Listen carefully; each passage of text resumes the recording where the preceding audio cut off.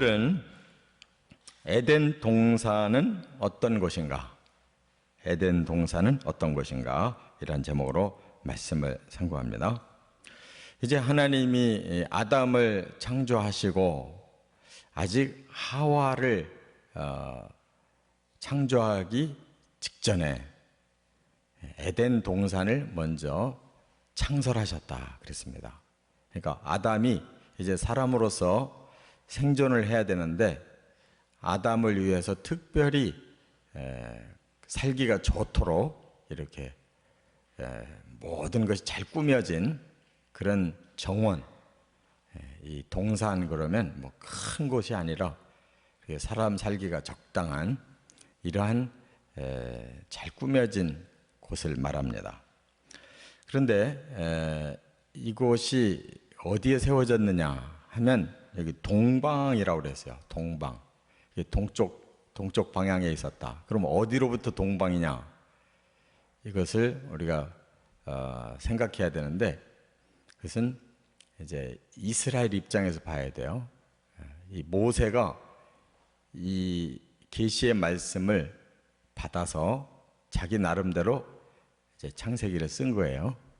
그렇기 때문에 모세가 볼 때 동방입니다. 모세가 그 당시에 어디에 있었냐면 이집트 땅에 있었어요.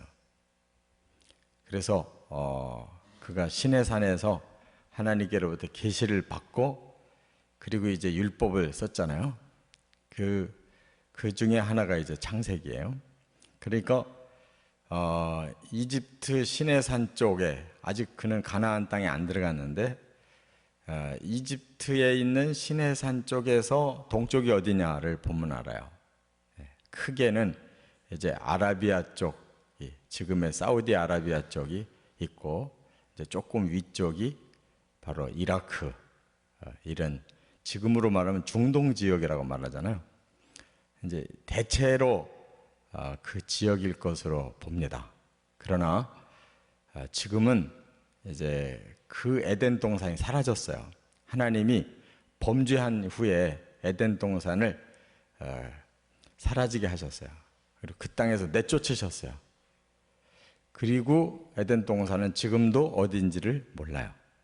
그러니까 그거 알으려고 노력할 필요 없어요. 하나님이 거두신 곳을 구태여 어디냐고 찾아 돌아다니는 사람들이 있는데 그거를 찾기보다는 성경에 뭘 중요하게 여기는지 딴 걸 찾아야 돼요. 에덴 동산을 왜 만드셨느냐? 사람들이 행복하게 살면서 번성해 가도록 하려고 만드신 거예요. 그래서 경작하고 다스려라 이렇게 말씀을 했어요. 사람에게 주신 명령이 두 개예요. 경작해라. 경작이라는 게 뭐예요? 우리가 잘 관리하는 거죠. 뭐 그렇다고 맨날 뭐 땀 흘리고 그러는 게 아니에요. 그때는 죄를 안 질 때이기 때문에 그냥 아주 늘 즐겁게 이렇게 열매들을 먹고 채소들을 가꾸고 이렇게 아주 편하게 사는 거예요. 지금처럼 막 땀 흘리고 막 애써서 노동하는 게 아니고 그냥 즐겁게 그렇게 관리하는 거예요. 그리고 경작하고 잘 지켜라 그랬어요. 그 말은 이제 보존하라는 거예요. 근데 육적으로나 정신적으로나 영적으로 사람에게는 이런 사명이 주어져 있어요. 그러니까 그 지역의 이런 동식물들을 잘 보호하고 이렇게 이끌어 가야 될 뿐만 아니라 사람의 마음도 그곳에서 항상 서로를 배려하고 행복하게 살도록 이렇게 지켜야 되고 뿐만 아니라 영적으로도 이제 하나님이 이미 그곳에 사탄이 있었어요. 이 땅에 사탄이 이미 있는데 지금 하나님이 이렇게 아름다운 세계를 만들어가고 계시는 거예요. 그러므로 영적인 경계심도 필요한 것이었어요. 바로 3장에서 사탄이 속임수로 이렇게 뱀의 형상으로 나타나서 넘어가 버렸잖아요. 그러니까 결국은 잘 지키지 못한 거예요. 그럴 수밖에 없는 아주 미완성의 존재입니다. 그래서 이제 오늘 본문에서 하나님이 강조하시는 점이 뭔가 그걸 캐치하는 게 중요해요. 첫째, 여기 8절과 9절은 생명을 얻는 곳이다 하는 거예요. 하나님이 왜 에덴을 왜 주셨느냐? 그곳에서 완성된 생명이 필요한 거예요. 여기 보니까 그곳은 각종 나무를 주셔서 그 열매를 먹게 하셨다 그랬는데, 거기에 보니까 동산 가운데 두 나무를 특별히 설명하고 있어요. 그러니까 생명나무와 선악을 알게 하는 나무도 있더라. 이게 이제 포인트예요. 거기에 사과, 배, 감, 귤 없는 거 없이 다 있어서 뭐 크게 노력 안 하고 얼마든지 오늘은 뭐 먹을까, 오늘은 뭐 먹을까, 뭐를 좀 갖고 와서 먹을까, 날마다 즐겁게 먹는데 특별히 두 나무가 중요한 나무가 있었다네. 그래서 동산 중앙에 있었어요. 그게 생명나무와 선악을 알게 하는 나무예요. 근데 우리가 3장으로 넘어가 보면 생명나무가 뭔가를 알 수 있어요. 사람들이 아직 그걸 먹지 않았어요. 그런데 그걸 먹으면 영생할까 하노라 그랬어요. 영생이라는 것은 그냥 영원히 죽지만 않는다 그런 뜻이 아니에요. 완전하다는 뜻이에요. 우리가 천국에서 영생을 할 때는 죽지만 않고 오래 사는 게 아니에요. 그럼 그게 무슨 행복이고 무슨 기쁨이에요. 우리가 완전한 가운데 영원히 하나님과 함께 사랑을 나누고 사람들 간에도 완전한 사랑을 나눠야 이게 행복한 거잖아요. 그러니까 생명나무에서 하나님이 주시는 축복은 바로 진정한 생명, 모든 것이 완전해질 수 있는 그런 생명력을 주시려고 하는 거예요. 먹으라고 했어요. 그걸 먹으면 되는 거예요. 안 먹었어요. 그 전에 선악을 알게 하는 나무부터 먹었다는 거예요. 그러니까 하나님의 사랑을 믿어야 돼요. 하나님 우리를 사랑해서 제일 좋은 거 만들어 놓고 먹으라 그러면 그거 먹으면 되는 거예요. 근데 우리도 애들을 길러봐서 알지만 부모를 정말로 끔찍하게 사랑하고 신뢰하면 자녀들이 말을 잘 들어요. 말을 잘 듣는 애들이 제대로 길을 가잖아요. 그런데 조금 삐딱한 애들은 말을 안 들어요. 지 고집을 앞세워. 반드시 그렇게 하면 안 돼 하면 안 되는 줄 알고 그걸 피할 줄도 알고 하라고 하는 것만 잘하면 좋은 결과가 온다는 걸 아는데, 그걸 자꾸 삐뚤게 지 고집대로 하다가 결국 넘어지고 다치고 사고 내고 안 되는 거를 뒤늦게 깨닫고 돌아오니까 멀리 돌아가잖아요. 사람도 마찬가지예요. 하나님이 정말 사랑해서 제일 좋은 거 주시려고 했으면 그걸 먹어야 되는 거예요. 할렐루야. 그 다음에 두 번째 10절부터 14절까지는 지상의 낙원이라는 거예요. 지상의 낙원. 하나님이 사람을 위해서 아주 가장 행복하게 살 수 있는 여건을 만들어 놓으셨어요. 그래서 여기 보니까 보기에도 아름답고 먹기에도 좋은 나무가 가득하다는 거예요. 그러니까 이 땅에서도 우리가 왜 이렇게 정원을 아름답게 가꿔요? 날마다 정원을 쳐다보면 너무 마음이 아름다운 거예요.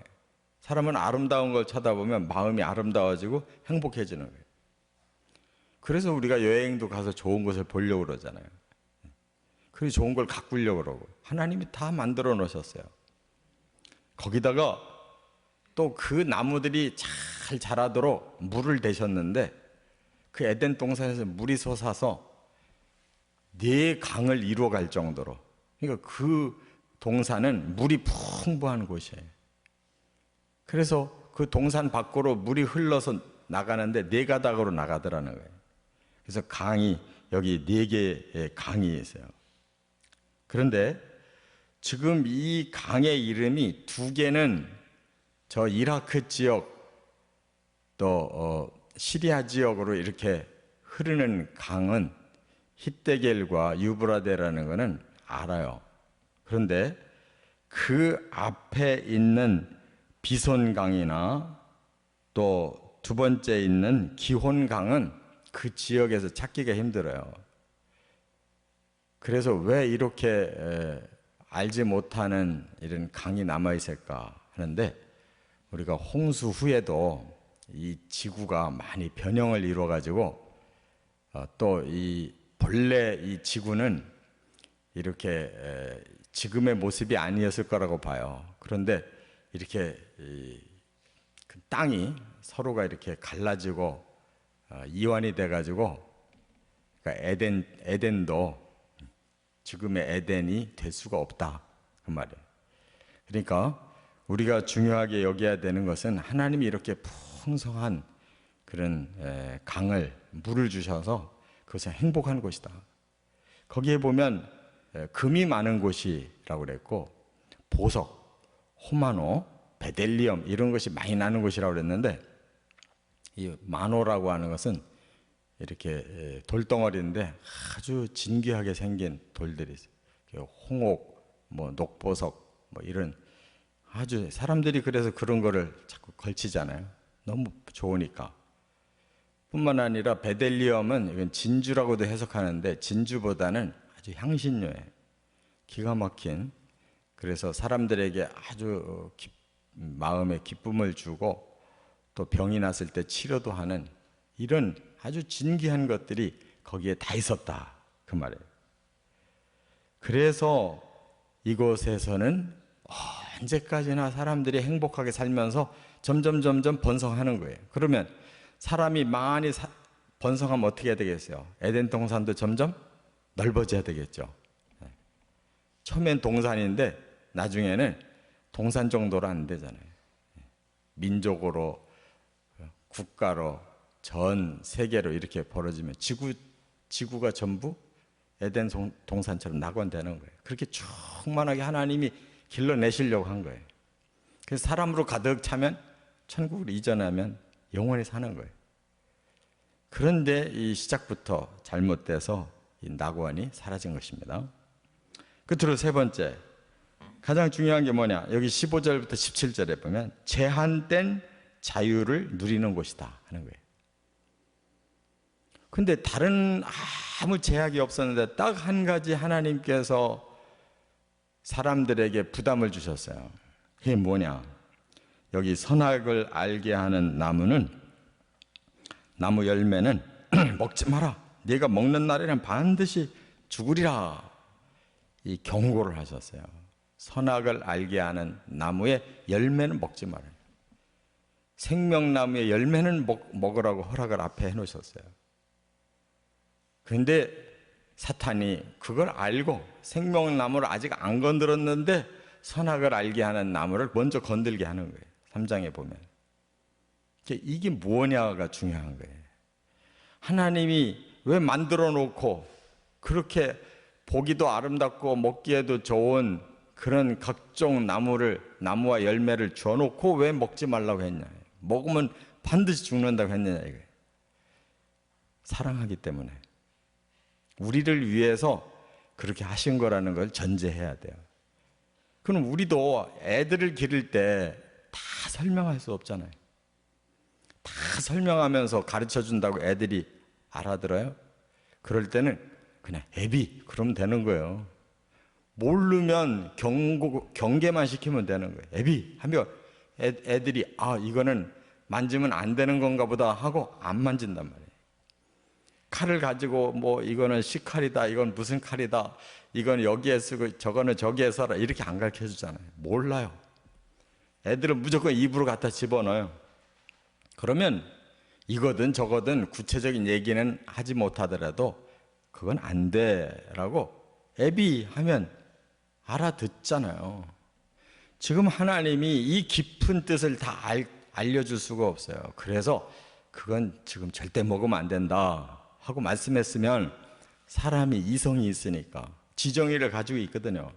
그러니까 하나님 말씀하신 뜻을 우리가 다는 모르지만 이건 먹으면 안 되겠구나 하고 우리의 지식으로, 감정으로, 의지로 받아들이고 순종하면 되는 거예요. 그런데 사탄이 꼬이니까 그냥 한순간에 그 판단력이 뒤집어져 가지고 우발적으로 죄를 범한 것이다 그 말이에요. 그러니까 하나님이 생명과를 줘서 생명력을 풍성하게 하시면 나중에 선악을 알아도 하나 문제가 없어요. 왜? 선악을 알아야지. 선악을 모르면 로봇이지. 하나님은 사람을 로봇으로 만든 게 아니에요. 모든 걸 알고 모든 것을 다스릴 수 있는 힘을 가지면 되는 거예요. 하나님은 선악을 모르는 분이 아니에요. 선악을 다 아는데 완벽하게 선을 행하시고 악을 금하실 수 있는 분이에요. 우리가 하나님처럼 된다는 거, 하나님의 천국 가면 우리는 선이 뭐고 악이 뭔지를 다 알고 그걸 컨트롤할 수 있는 능력이 있는 거예요. 모르면 바보예요. 알면서 그걸 바르게 사용할 수 있는 것이 그게 사람이에요. 그렇기 때문에 생명과를 먹고 그 다음에 모든 것이 갖춰졌을 때 선악을 알게 된다면 아무 문제 없잖아요. 그러니까 그런 거 일일이 설명하지 않고 일단 먹지 말라고 할 때 얼마든지 순종할 수 있는 거예요. 하나님의 말씀 우리가 다 알지 못해도 이 말씀대로 살아라고 하는 것은 이게 진리예요. 일일이 설명 못해요. 우리가 그걸 경험해보고 그때서 체득되는 것만 지키려고 그러면 어느 세월에 지켜요. 일단 하나님의 사랑을 믿고 무조건 받아들이고 순종하는 게 이게 선악과 앞에서 지키는 태도와 똑같은 줄 믿습니다. 진리를 줬으면 그냥 받아들이고 순종하는 거예요. 자꾸 따져봐야 우리 머리로 다 몰라요. 하나님이 사랑하시고 우리를 위해서 주신 거라면 그것을 믿음으로 받아들여요. 이렇게 살면 영원한 에덴이 될 줄로 믿고 그 축복 받으시기를 주의 이름으로 축원합니다.